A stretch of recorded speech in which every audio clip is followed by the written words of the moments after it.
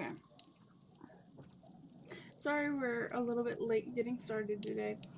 I overslept, and I am not going to be wearing my headphones because my ears are hurting. So, yeah.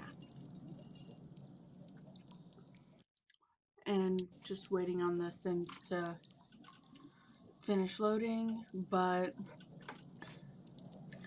we are once again reading from my Miraculous Ladybug fanfiction, The Misadventures of Catastrophe.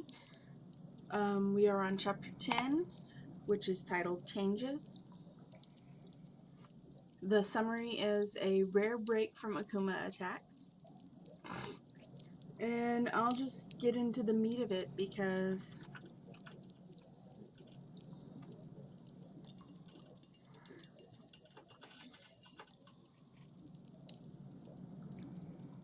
alright.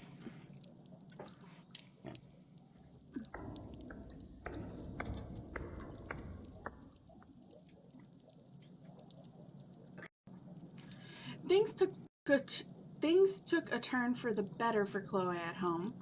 Her mother stopped trying to have all her old things thrown out, mostly because Plag and Yelis decided it would be great fun to phase into a couple of Chloe's stuffed toys while the woman was in the room and make it seem like as if the toys were alive and very angry with anyone but Chloe.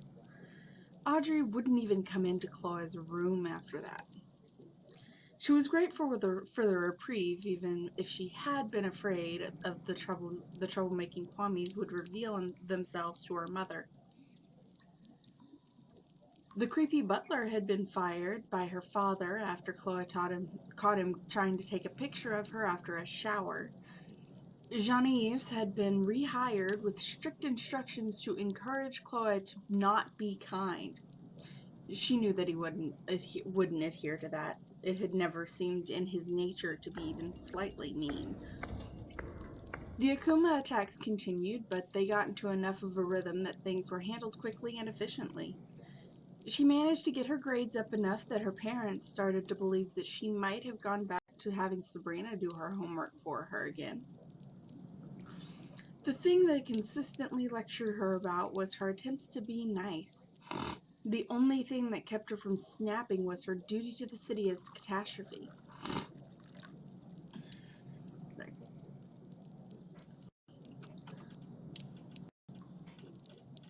With them tearing up the trees, it's stirring up allergens and shit. Okay. The semester came to a close, and for a guest lecture in home economics on the last day before the holiday, Marinette's father was teaching their class how to make macarons. With a wink, he reminded them that he couldn't give them his full secret recipe. I need to change the spelling of that. Macaroons and macarons are two completely different things. Oh, seems.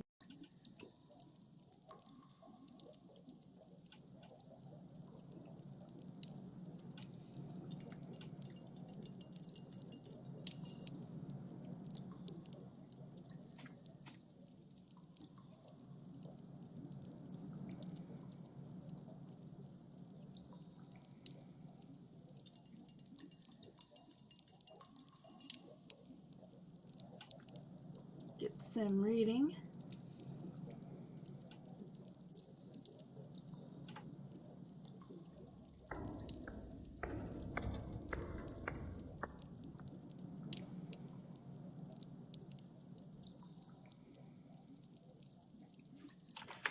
And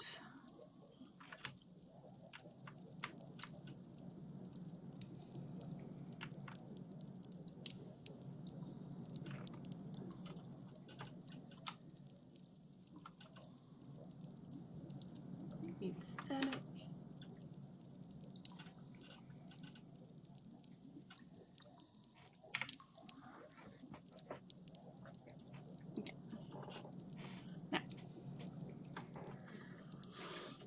With a wink, he reminded them that he couldn't give them his full secret recipe, but he could distribute the original that he'd modified. Chloe volunteered to help him alongside Marinette. Now we need to chill it for half an hour. he said after showing off the creamy chocolate ganache.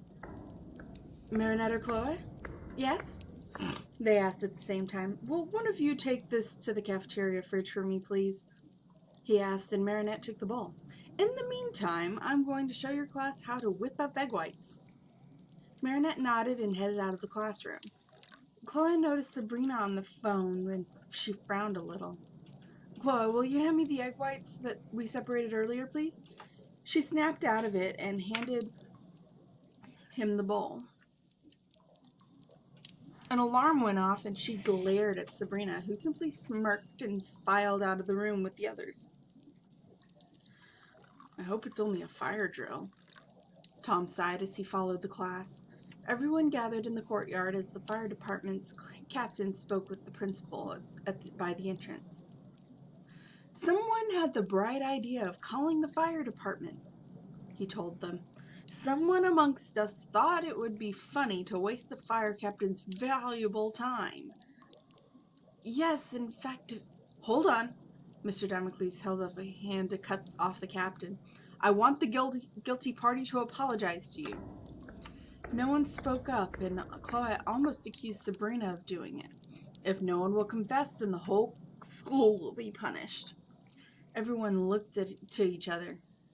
Mr. Damocles, I saw Sabrina on her phone during our home economics class. Chloe spoke up, not wanting to see everyone get punished over Sabrina being a jerk. Sabrina, are you the one responsible for this? Of course not, sir. Why would I be using my phone during a class? Sabrina asked sweetly. Everyone in their class started speaking up, claiming that they saw her on the phone as well. Well, your classmates seem to agree, the principal sighed. Do you have anything to say to the fire captain? But I didn't do it, Sabrina argued. My father is a police officer. Why would I? Then you can serve an afternoon of in-school suspension. The fireman slipped out while Sabrina was being lectured, and they all went back to class. A little later. Chloe sat in Marinette's room the next day, modeling a dress that the girl was working on. She'd hidden some sweets from the hotel restaurant in her purse, and she hoped that her Kwamis were sharing them with Tiki while the girls worked. So, I was thinking of throwing a Christmas party and inviting everyone from school, she said as Marinette worked on pinning a ruffle in the skirt. That would be great, Chloe. Maybe then they could start seeing you differently, the designer laughed. I know some people in our class probably think you would put Sabrina up to interrupting the class.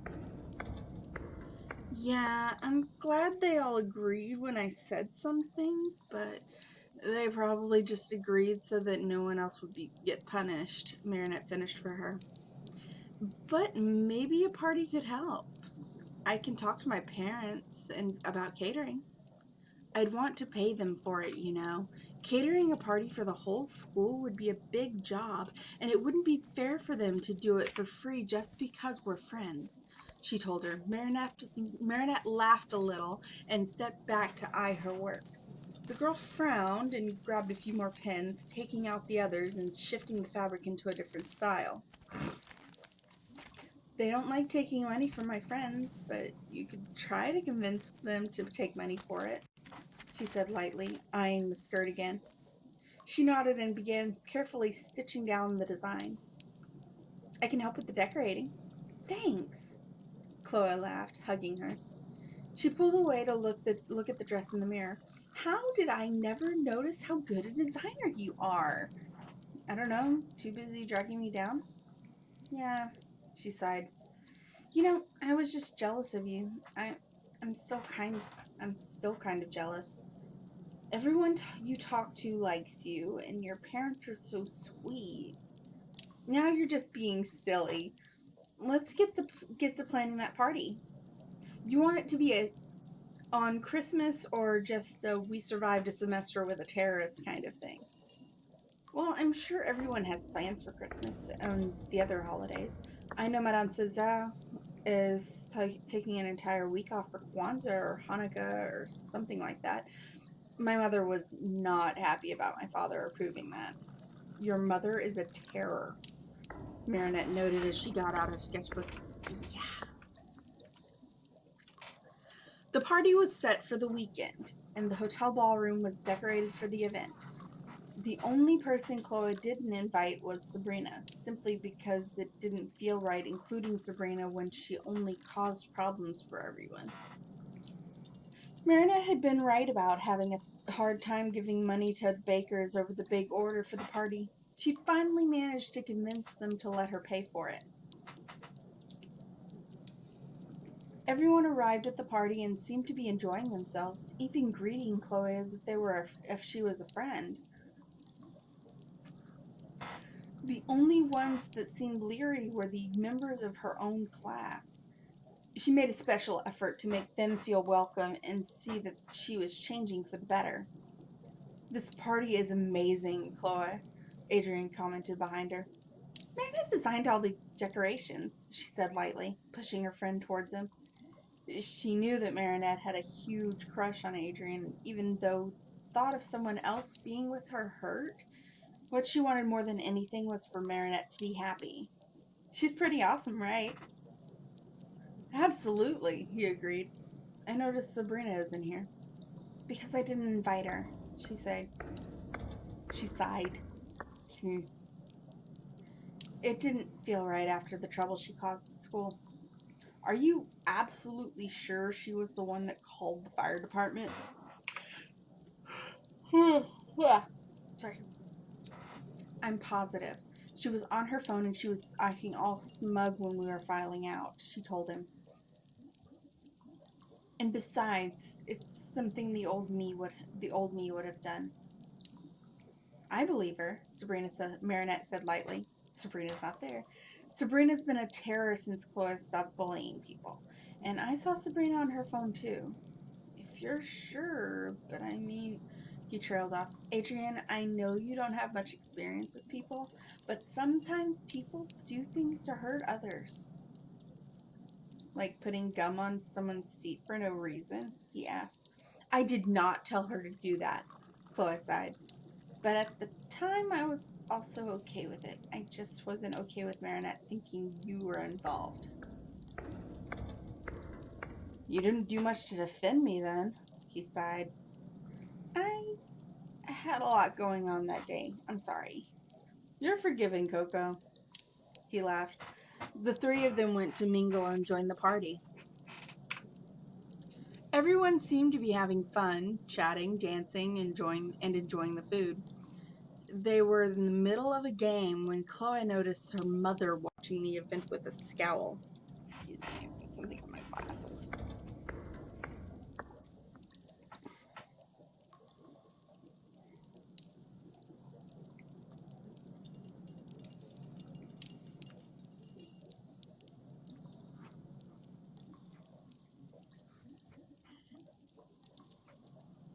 Much better.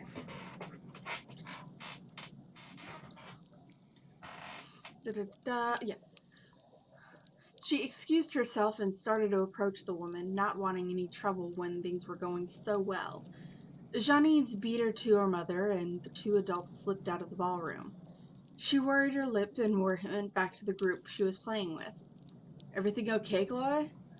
Kim asked her when she sat back down. "Yeah," she mumbled. She didn't want to abruptly end the party, but she also had a bad feeling that it would be ending because of an Akuma.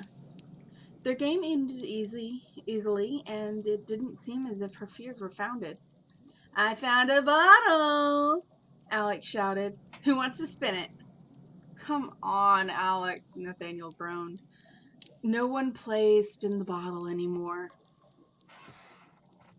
Alex made a face and waved the empty cider bottle. "You're just saying that because you're afraid it won't land on Marinette," she teased him. The boy went as red as his hair. Several people laughed it off and decided to call it a night. Nathaniel literally fled the building in the crowd of leaving teens. When everything settled again, only the members of Chloe's class were left. Ivan and Milan left, citing that they didn't need a dumb bottle to tell them to make out. The rest of the remaining students finally conceded and they sat in a circle around the bottle. Alex was the first to spin and the bottle came to a stop, aimed at Rose. Can I confuse a closet trip? Rose laughed. Yeah, Alex laughed. I'm not kissing anyone. But instead of a kiss, truth or dare. Wrong direction. Oh! Ooh! Truth! Alright then. Besides pink, what's your favorite color? Purple, Rose said without hesitating. Okay, my turn to spin, she exclaimed, giving the bottle a surprisingly powerful spin. It came to a stop on Julika, and the pair hurried off to a closet. They were gone for 15 minutes. Wow, what are they doing in there? Kim groaned. Probably a quickie, Alex griped. Why did it go and land on Julika with Rose? That's so boring. Sorry about that, Rose said lightly, pulling Julika back to the circle. We lost track of time.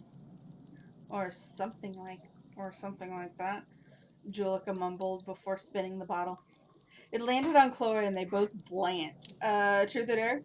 Truth! She gasped at the same time. Okay, Julika trailed off, clearing her throat. She mumbled something, but Chloe couldn't make it out. Sorry, I didn't catch that, she sighed. What's the deal with your mom? Rose translated.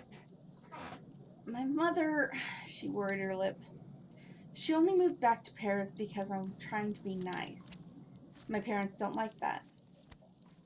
Everyone seemed pretty stunned by her admission, and she spun the bottle to keep them from asking any more questions. To her horror, the bottle came to a stop, pointing at Marinette. She swallowed when Marinette remained silent. You two gonna go make out or what?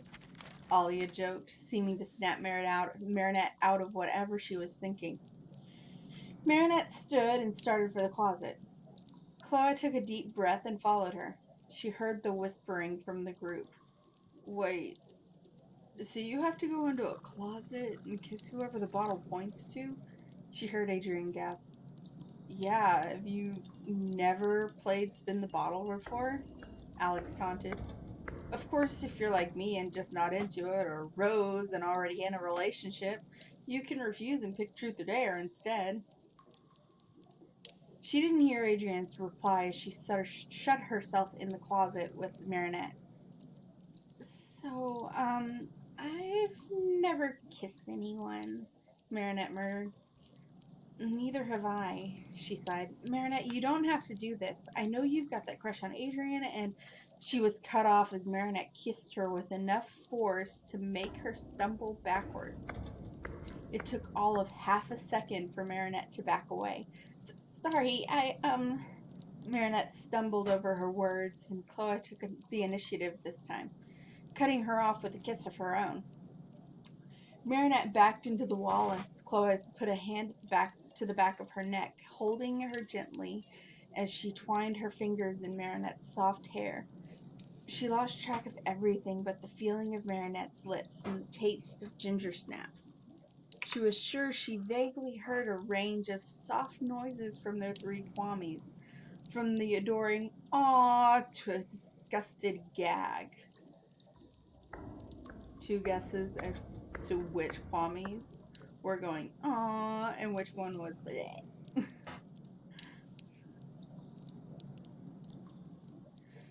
Okay, you two, Alex shouted from outside the closet. You've surpassed the 7 minutes. If you're not dressed, get that way. Chloe backed away from Marinette and went scarlet. She hurried out of the closet and back to the circle. Marinette gave Alex a look as she sat back down as well. Coco, you've got a little lipstick on your cheek, Adrian said quietly. Chloe covered her face and ran to find a napkin to clean up. You two really got into it, huh? Alia teased. Shut up! Marinette snapped, spinning the bottle as Chloe came back. This time it pointed to Adrian and he fumbled for words. Chloe watched to see Marinette's reaction, but to her surprise, the designer kept a perfectly straight face. Do you mind picking Truth or Dare? Yeah. No offense, but I don't want to kiss someone right after Coco. He laughed. So, dare? Okay. I dare you to wear something from a thrift store for a whole day, she said with a smirk. Adrian blanched. I don't know if my father would allow that. So wear something expensive over it when you're around him, Nina suggested. If you can't take the dare, the closet's over there, Marinette taunted. He blanched and nodded in agreement to the dare before taking his turn spinning the bottle. That's the end of the chapter.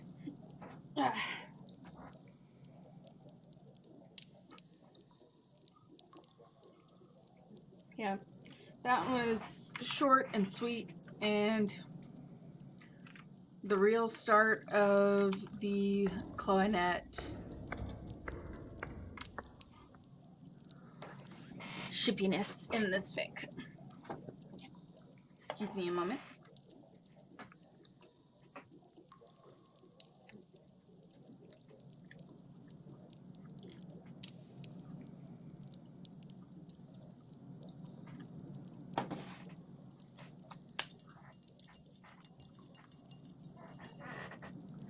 Here, kitty.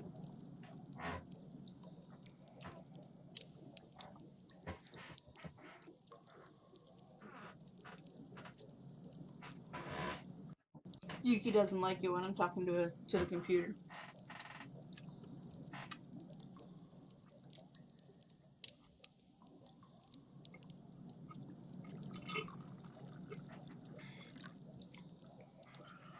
Okay. Chapter 11. Le Boulaire.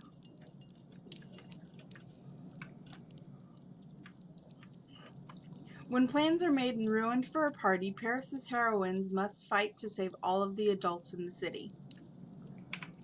After that party, things got into a pretty easy routine.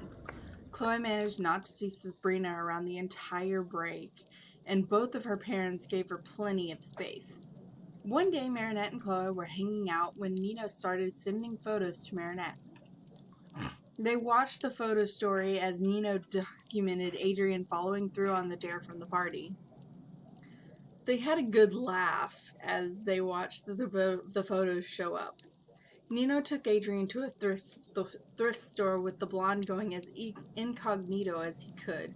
No makeup, no hairstyling, a zip-up jacket with his father's brand label on the pocket.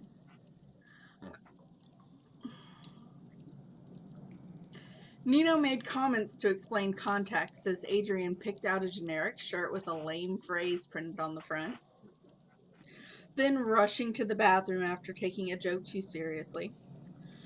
A shot of him fiddling with his zipper and sunglasses was accompanied by a caption of "Poor paranoid boy." They got ice cream with Ollie, and Nina's caption was a laughing emoji beside a ladybug and a heart. That one had Marinette blushing. Similar antics filled Marinette's messages for the entire day, and they swore to keep them a secret, and that Adrian had fulfilled the terms of the dare. They got through Christmas without incident, even with Chloe slipping away to spend the day helping with charity events and such as Catastrophe. There was a bit of a scare when she low-key kidnapped Adrian to give him a hero's view of the city. Ladybug had a hand in it, and they spotted a black butterfly flying around during the excursion. Ladybug purified it with a scowl, and they got Adrian home. Catastrophe could have sworn she saw the purified Akuma.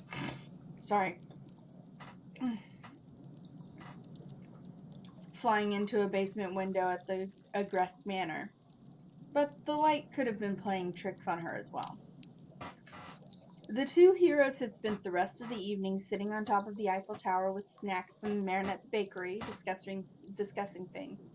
Their list of suspects of Hawkmoth's identity was slowly growing.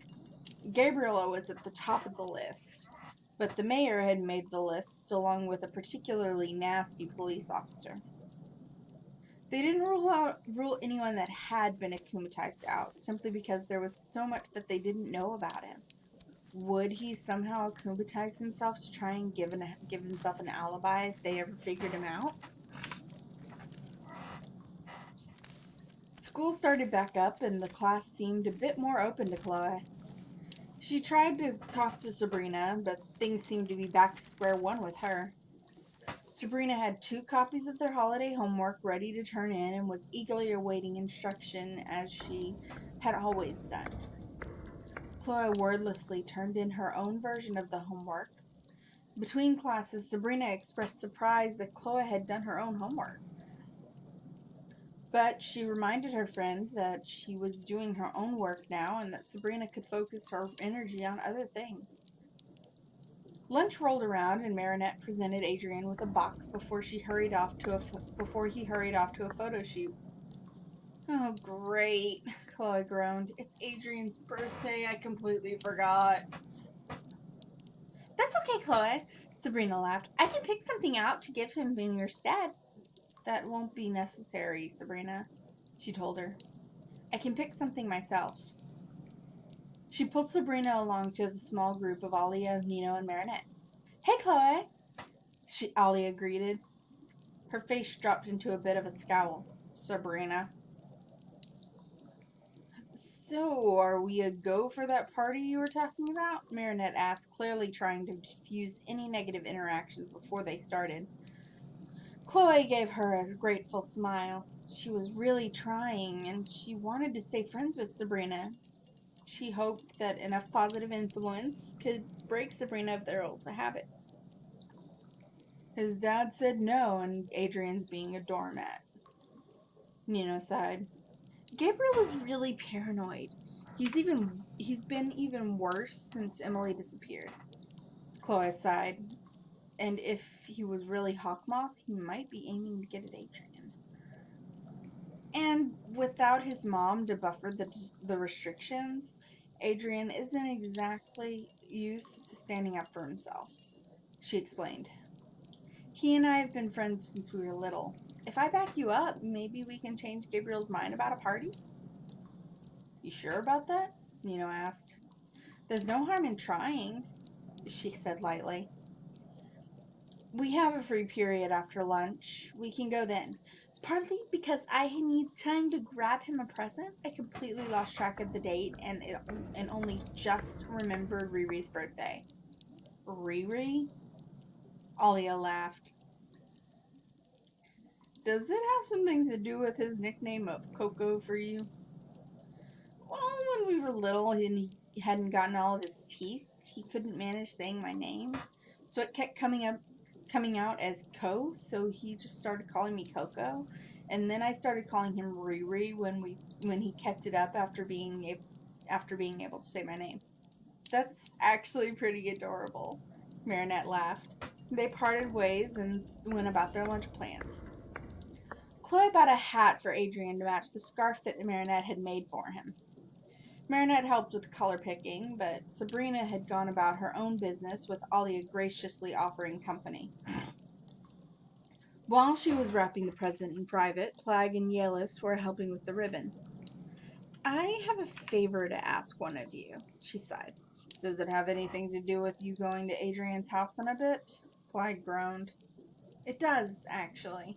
We've ruled my father out as being Hawkmoth because he was there when Hawkmoth made his big announcement, and being in 2 places at once would be difficult. So the only suspect we have is Gabriel, she told them. If one of you could slip out of my bag without being noticed and do a little snooping while I'm talking to him, maybe you can find some kind of evidence against him. I'll do it, Yelis offered. Thank you, she said lightly, finishing with the gift and heading for the Egress Manor.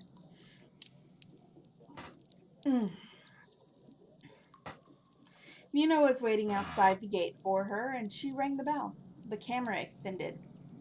Adrian isn't home, Chloe. Natalie sighed over the speaker. We're not here to talk to Adrian. We're here to speak with his father, she said lightly. Oui. I've come with another friend of his from school, she exclaimed, moving so Nino could be seen by the camera. Come inside, Natalie said tiredly, and the gate swung open. She led Nino to the front door of the house. So, are you and Marinette dating now, or what? Not exactly. I don't know where we stand besides friends, she admitted, and I haven't figured out how to bring it up. You spent 7 minutes in a closet making out, and you don't know where you stand? Dude. What? She's got a crush on someone else, and I bullied her for a good chunk of our lives so far, she sighed as they pushed into the foyer. As much as I really want her to stop crushing on him and go out with me, he'll be here in a minute, Natalie said, joining them in the space. With the secretary's sharp eyes on her, she touched the top of her purse to signal Yalis to stay hidden. She stepped behind Nino while he tried to explain their presence to Natalie. Before she could try and convey anything to her Kwamis, Yalis phased out of her purse and disappeared completely. Adrian's not home yet, Gabriel said sharply from the stairs. Nino stammered a little, and Chloe stepped forward. We came to see you, actually, sir, she said firmly. It's about Adrian's birthday. Yeah, we know you don't want Adrian to have a party, but it's his birthday. All he wants is to celebrate with friends. Nino tried. She saw an oddly cruel look in Gabriel's eyes, and he raised a hand. No, that's final. That's messed up, Nino shouted. He never screws up in class. He always does whatever you tell him. Photo shoots, fencing, Chinese, piano. Nino, Chloe? Adrian gasped, cutting Nino off. Why are you here? We're trying to talk some sense into your father, she explained to him. You didn't have to. Anything for my best bud, Nino argued. Show some awesomeness, sir, please. Forget it, Nino, Adrian sighed when Gabriel leveled a look at the teens. It's fine, really. But Riri, Chloe sighed. Both of you get out of my house now, Gabriel said sharply. Neither of you are welcome in my house again. Father, they were just... Natalie cut Adrian off, clearing her throat as Gabriel disappeared upstairs. Goodbye, she sighed. Chloe sighed and left the house with Nino. We can still do something for him after school. I have connections, remember? She said softly as they started for the gate. It's not fair for him, though, he raged. What does he have against Adrian having fun anyways? Gabriel just has to stick up his butt, she griped. Seriously, I'll go snag some stuff with Marinette and we can yarn bomb the park or something. Throw Adrian a killer surprise party and show him the best time ever. Screw Gabriel and his attitude. That seemed to cheer Nino up, and they parted ways. She headed for Marinette's house and ducked into an alley when she was sure no one was watching. She hid behind a dumpster and opened her purse to find Yellis and Plague both inside and looking somber. You were right to suspect Gabriel, Plague sighed. He has a dormant miraculous stored in a safe and an active Kwami in his home, Yellis explained. The miraculous is a brooch appearing as the tail fan of a peacock. I think it's time we have a full conversation with Mr. Chan then. But after Adrian's party, she sighed. And I'll bring it up to Ladybug. If we play it right, we could be done with this soon. Yeah, but once it's done, you'll be expected to hand over the ring, Black mumbled.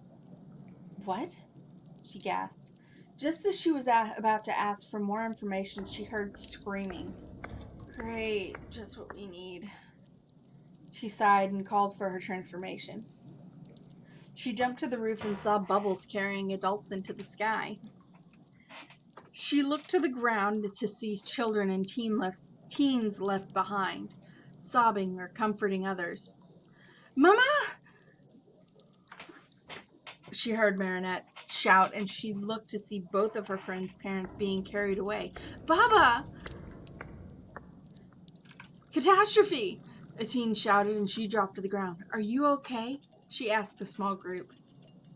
We're not hurt, but our parents...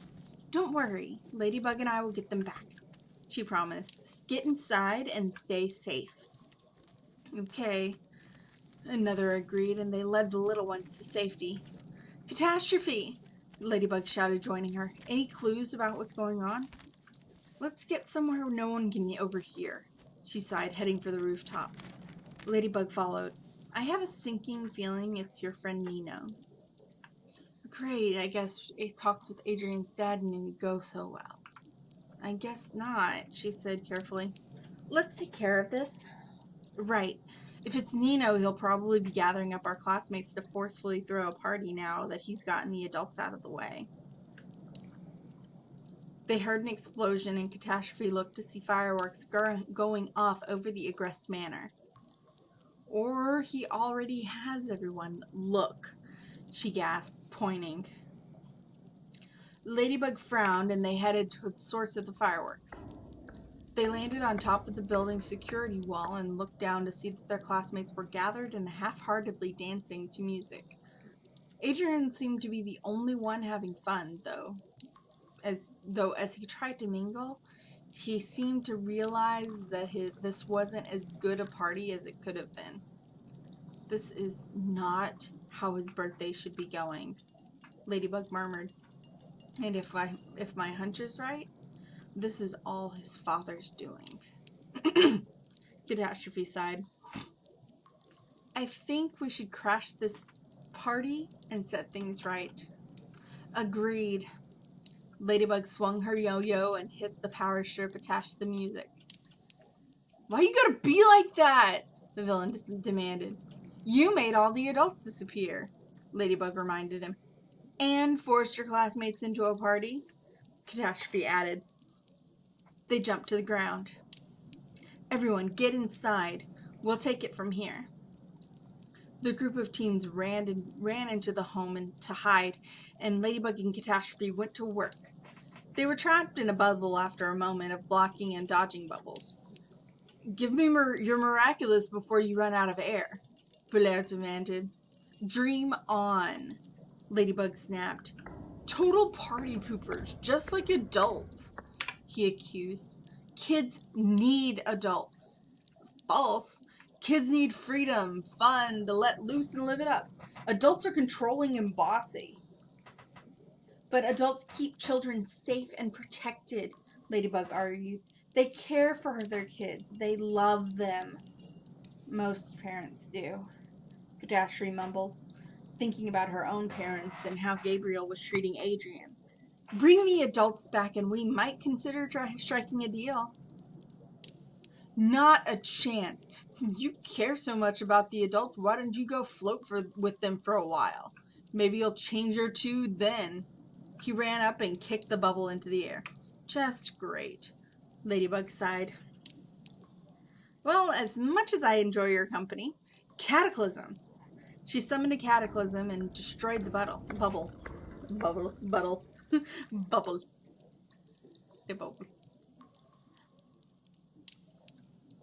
And now we need one of your brilliant plans. Right. Ladybug cast her eyes around. Hang on. She held out a hand and Catastrophe took it. A quick throw of the yo-yo and they were swinging to safety. 10 euros says that the Akuma's in his bubble sword. Ladybug sighed when they landed. I was thinking the same thing. Catastrophe laughed. Her ring was beeping, but she didn't care about that. She knew that until she used Yalis's power, her identity would be kept secret. One of the perks of having two miraculous. They headed for their quarry and found him trying to force the students back outside to continue the party. No one wants to party with you anymore, Belair. Ladybug taunted him. How the heck did you get loose? I have destructive powers? Catastrophe sighed. It's over, Belair. He shouted in rage and leapt after them. They led him across the roofs to the Eiffel Tower. An urgent beeping reminded Catastrophe of her first timer. She looked to see that her ring was down to one pad as they landed on the tower. You okay, Catastrophe? Ladybug asked her. Yeah, I'm due for an outfit change, but I'm fine. Outfit change? I have two miraculous, remember? I'll just lose part of my transformation. Don't worry about it and lay on the charm. Right. Lucky charm. A giant wrench landed in Ladybug's hands. While she figured out how to use it, Plague appeared in the air in front of Catastrophe, glaring at her. Oh, hush, I'll get you a fresh roll of gougere after this, she promised him, looking herself over. Sure enough, her suit had changed from black to a slightly darker tan than the robe accents. She was glad to find that she still had pockets, so she opened one up and Plague flew into it to hide. Got it. Whoa, okay then, Ladybug gasped, noticing the change in Catastrophe's look. Even their opponent paused in surprise. What the heck? He gasped. You didn't know that I got an upgrade? She groaned. Let's finish this, Bug. Right. Cover me, Catastrophe, Ladybug said, heading for a vent. Catastrophe reached for her baton but found nothing on her back. She swore and ran to keep Boulet's attention. He sent a sparking bubble at her and she rolled behind a beam. The bubble exploded on contact with the beam and broke it into several pieces. She grabbed a piece and went into the fray, keeping him busy while Ladybug worked. Now! Ladybug called, and she ran to grab the loosened pipe from her partner. The powerful air from the pipe seemed to be exactly what they needed to give Ladybug the opening to grab the bubble sword from Boulet and capture the Akuma. Everything was fixed in a moment, and they were delivering Nino back to the park. She and Ladybug parted ways, and Catastrophe went straight to the bakery. She got a roll of gougere and fed Plague before slipping around and up to Marinette's balcony.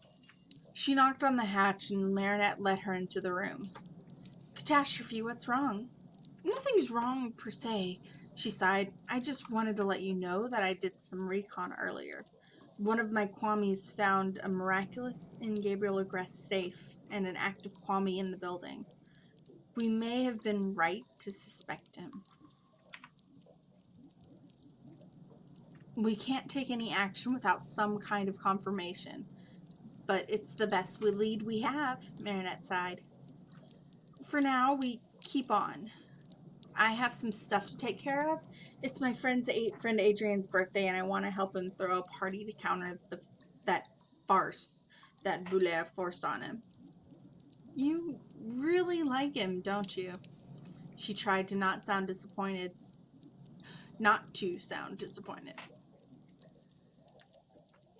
I mean, yeah, he's one of my best friends. Sure, I had a crush on him, but more like a friend crush, where I really wanted to be his friend. Anyways, we only have a few hours of his birthday left, and I need to get with Nino and the rest of our friends to get things together. Right, I'll let you get to it then, Catastrophe said lightly.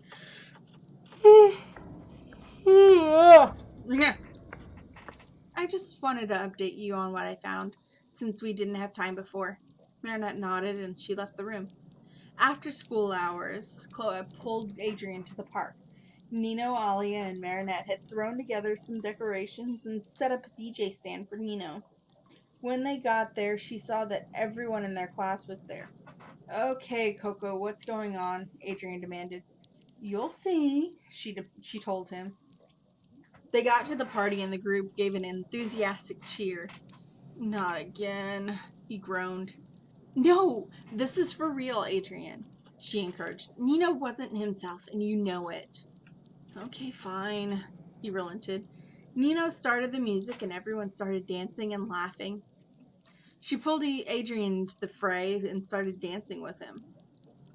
The party went as it should, with proper snacks and chatter and mingling. Thanks, Coco, Adrian said when they started gathering for cake. This is what we wanted to give you, dude, Nino sighed. Sorry I flipped out on you. I just wanted you to get to have some fun for once. It's fine, Nino. My dad's just like that. We're cool, and thanks. The two boys hugged, and they joined the others to eat cake. They then went around giving Adrian gifts. Oh, right! I still have your gift in my bag, Marinette. It's been so crazy today, I completely forgot. He gasped when they got to Marinette. He grabbed the box out of his bag and opened it up to reveal a light blue scarf. This is amazing! Did you make it yourself? Yeah, she answered with a blush. I thought so. It's pretty hard to get this kind of knit off of a machine. And with that, the pair went off into a conversation about fashion and crafting. Chloe sighed a little, considering what Marinette had said about her crush on Adrian. And that is the end of the chapter. Can you tell I suck at writing Akuma fights?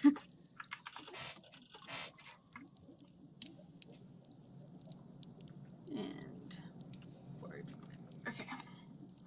I am really tired, so I'm going to read one more chapter and call it, no matter how short this is. I'm really tired and I'm really hungry, so. Chapter 12. Le disloqueur.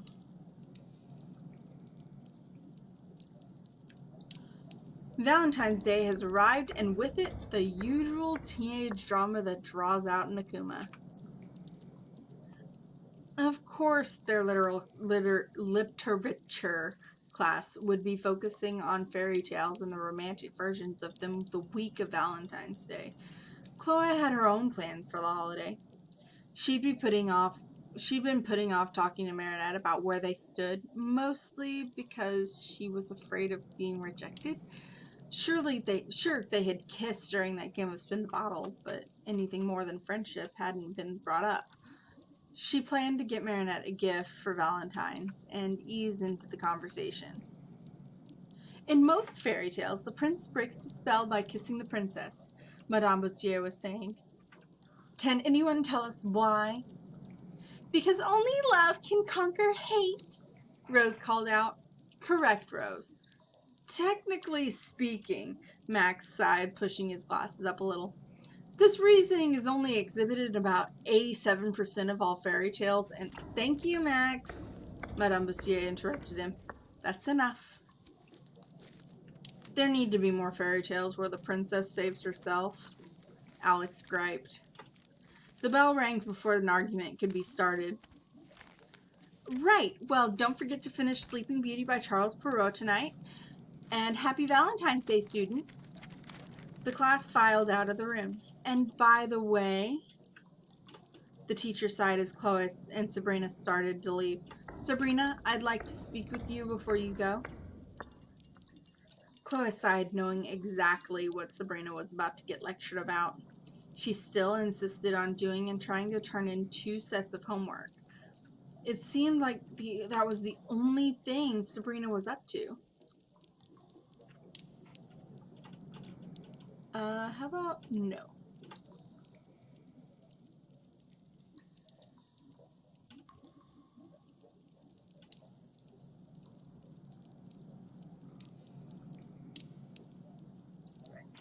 I thought I had opportunities suppressed.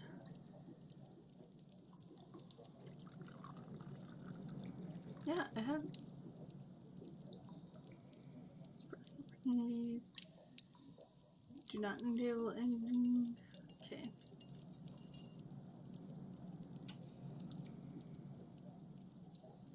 Okay.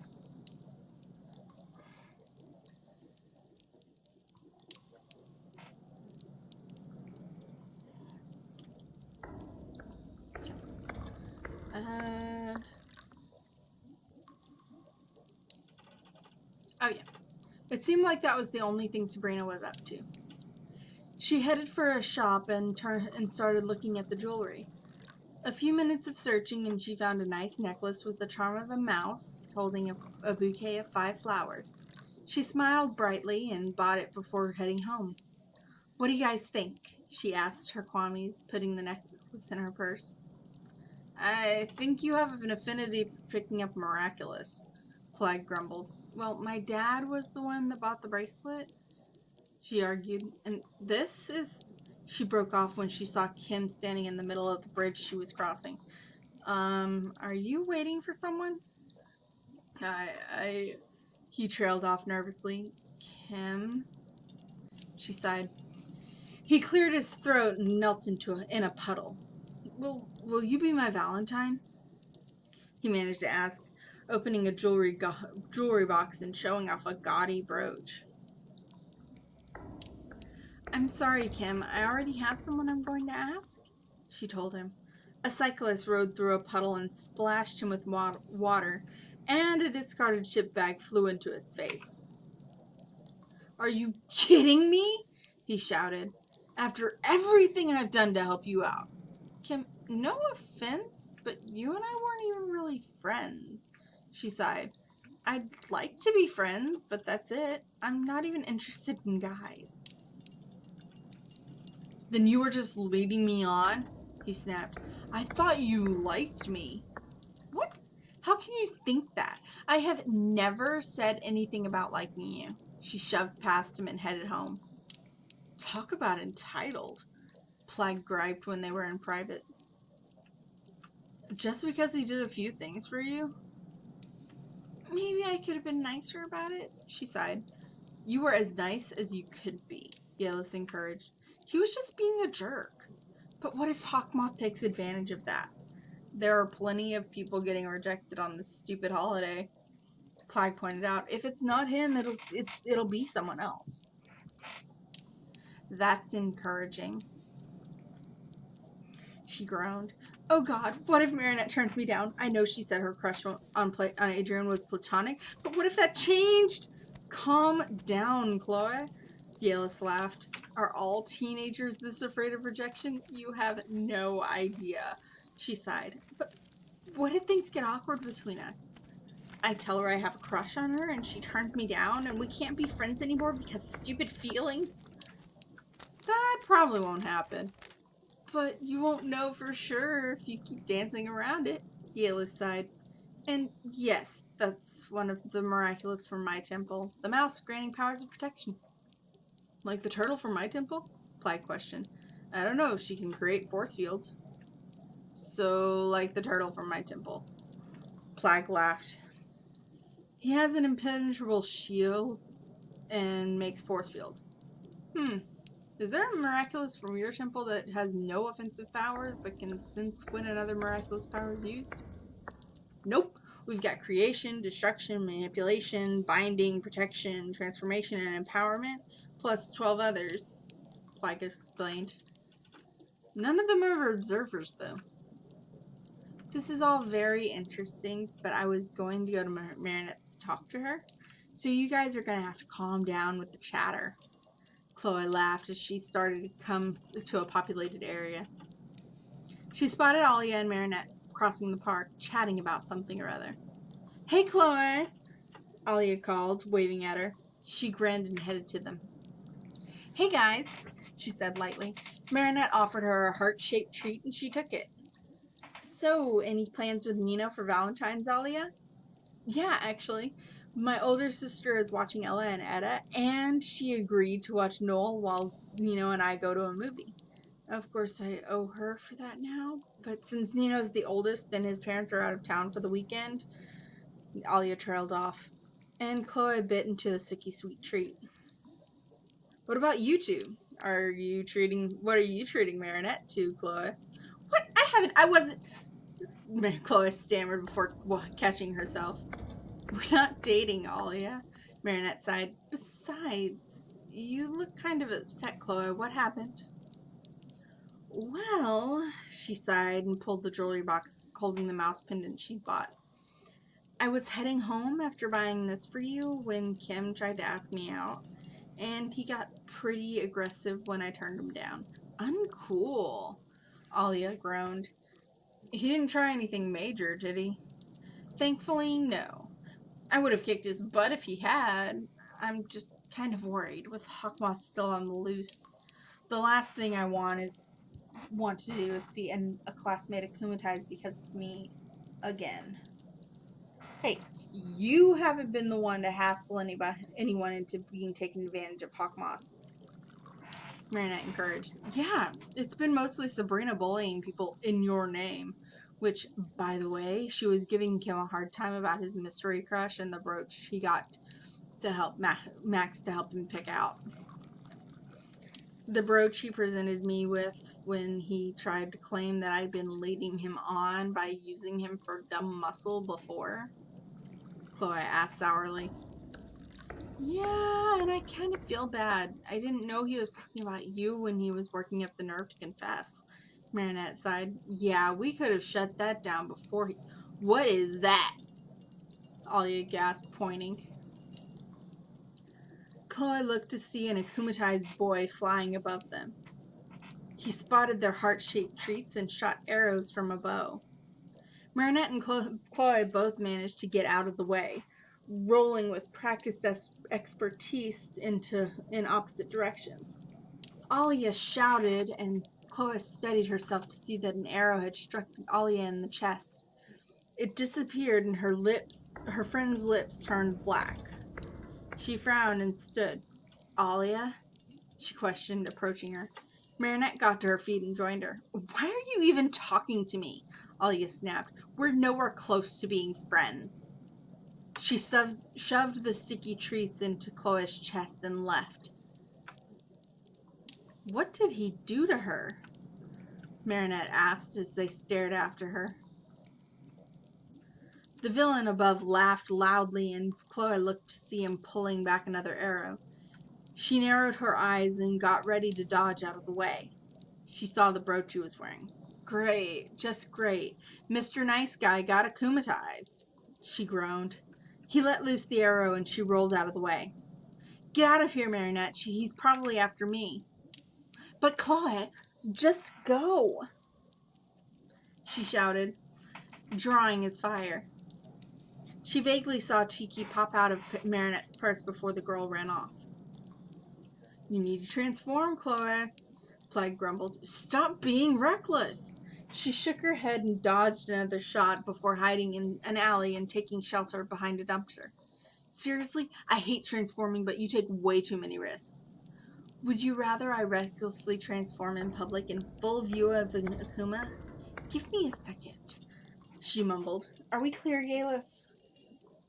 The little coyote Kwame flew out and disappeared before coming back.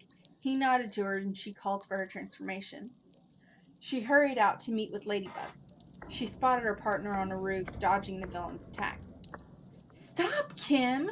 Ladybug shouted. Don't you think this is going overboard? I'm not Kim! He shouted, firing another arrow at her. I'm Disloker! And I'll never stop. If I can't have love, then no one can. Okay, Dislooker, I get it. You feel completely burned.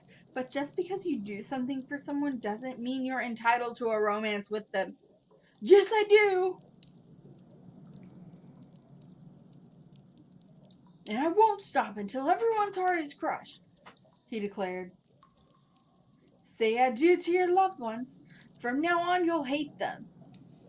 Catastrophe leapt into the fray, pulling Ladybug into an alley to avoid the shots.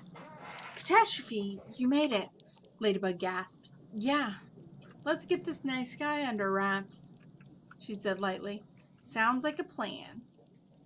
Ladybug agreed. But we can't get close to him like this. True, she sighed. I can distract him while you come up behind him. I'm not sure. What if you get hit? Better me than you. You're the one that can cleanse the Akuma and fix everything. I know, but just let me do my part. She cut Ladybug off. Now, let's do this. She ran out of the alley.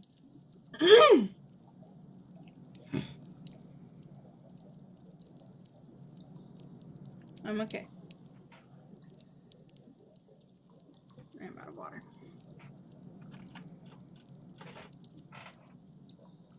Hey, Disloker! She shouted to catch his attention.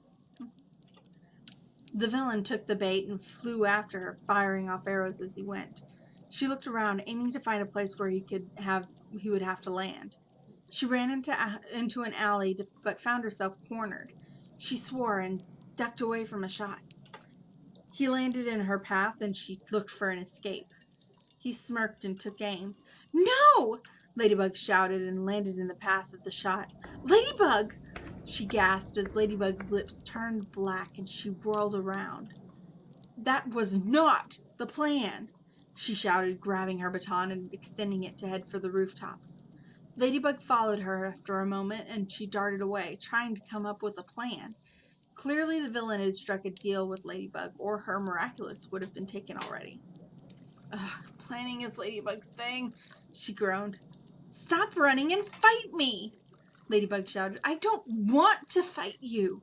she shouted back to her, coming to a stop and holding her baton as a staff. "You're my partner. We're friends."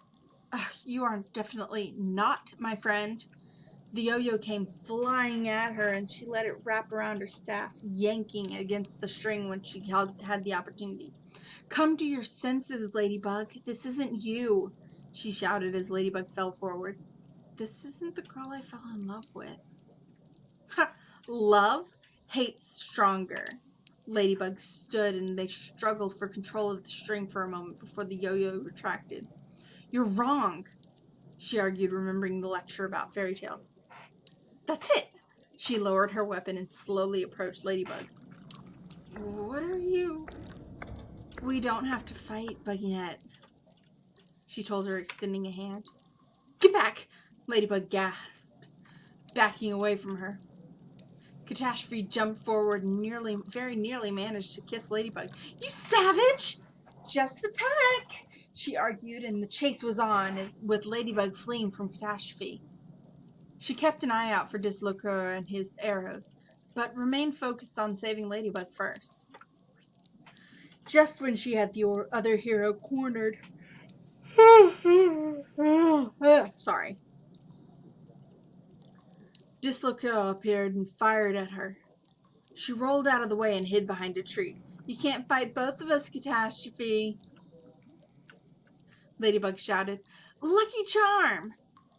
She peeked around the tree to see a heart-shaped sticky candy appear in Ladybug's hand. She sighed in relief that her power didn't seem to be affected by the hate spell. Ugh, talk about useless. I was hoping for a sword or something deadly. "We can't always get what we want," she called from her hiding spot. She stepped out into the open and took a deep breath, coming up with a plan. "But you want to fight? Come at me," she sighed, putting her feet together and taking up the first position from ballet. She lifted her hands and made the mime for "Dance with Me" to Ladybug. She hated to do that and possibly bring up bad memories from their ballet classes, but it was enough to make Ladybug shove the sticky sweet into Dislocator's hands and rush at Catastrophe. "Seriously?" Dislocator shouted, shaking the sweet off of his hand. He drew an arrow back, but was unable to fire it as the bolt stuck to his hand. He cursed and turned to clean up in the fountain. When Ladybug was in arm's reach, Catastrophe deflected and pinned her to the ground. Ladybug struggled against her, but she had all her strength in the pin. She took a deep breath and kissed Ladybug.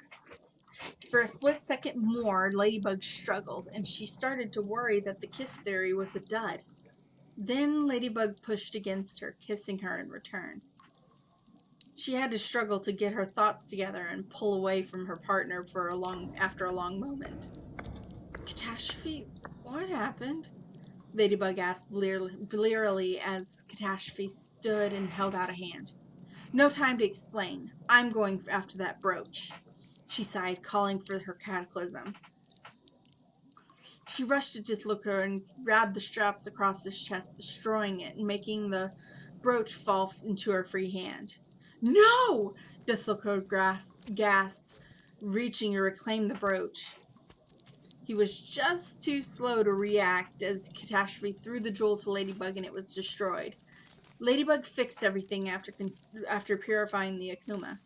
"So I vaguely remember being kissed just now," Ladybug laughed. "Yeah, you got hit with the hate arrow. It was the only way to break the spell. And you used your lucky charm, so you need to get going," she told her. Ladybug nodded and swung away. Chloe went to Marinette's house after all the chaos and fiddled with the jewelry box before holding it out to Marinette. "What's this?" Marinette asked lightly, taking the box and opening. "Oh my goodness, it's so cute. But what's the occasion?" "Well, I was hoping you'd be my Valentine," she mumbled. "I really like you, Marinette. I have for a while, and if you don't feel the same, I still want to be friends." And she was cut off by a hand on her mouth. "Chloe, I wouldn't have kissed you in that closet if I didn't like you." The girl laughed, blushing. Chloe went scarlet. "Of course I'll be your Valentine. We can sneak some sweets from the bakery and binge a show on Netflix. There's a really good one about aliens I was about to rewatch." "Okay, sounds good." It was dawn before Chloe finally went home. They lost track of the time and ended up watching every available episode of Three Below on Netflix. Marinette took a nap and then put the necklace on to admire it properly. It began glowing, and she looked to Tiki for an explanation. "Oh, she bought you a miraculous?" Tiki gasped, eyes wide. Marinette was about to question her Kwame when a mouse-like creature appeared in front of her, yawning. "Yep, that's a Kwame, all right," she mumbled. Hi, I'm Marinette." "Tassan," the Kwame said lightly. "So you're familiar with Miraculous already?" "Sort of," she sighed. Her eyes went wide as she realized that she could redesign her suit with an additional Kwame. Catastrophe got a new look when she got her second Miraculous, so could Ladybug. She giggled and grabbed her sketchbook, ideas already flowing.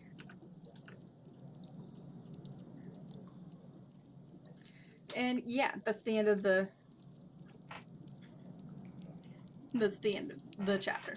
A quick note about Tassan, the Kwame, I took inspiration from like with Yalis, I took inspiration from Native American stories. Specifically for Tassan, the Haida Mouse Woman and the Hopi Warrior Mouse. And yes, that was a shameless plug for Tales of Arcadia. But the Haida Mouse Woman and the Hopi Warrior Mouse stories are very interesting and are direct inspiration for Tassan and her powers.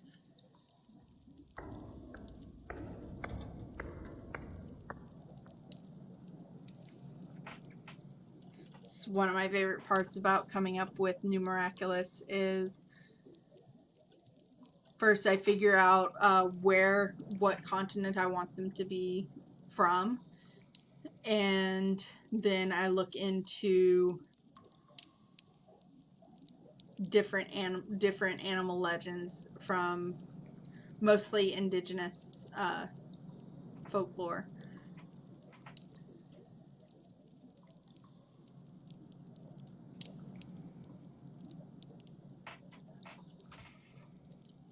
And that is going to be the last chapter for today because my throat is hurting. So yeah, hey.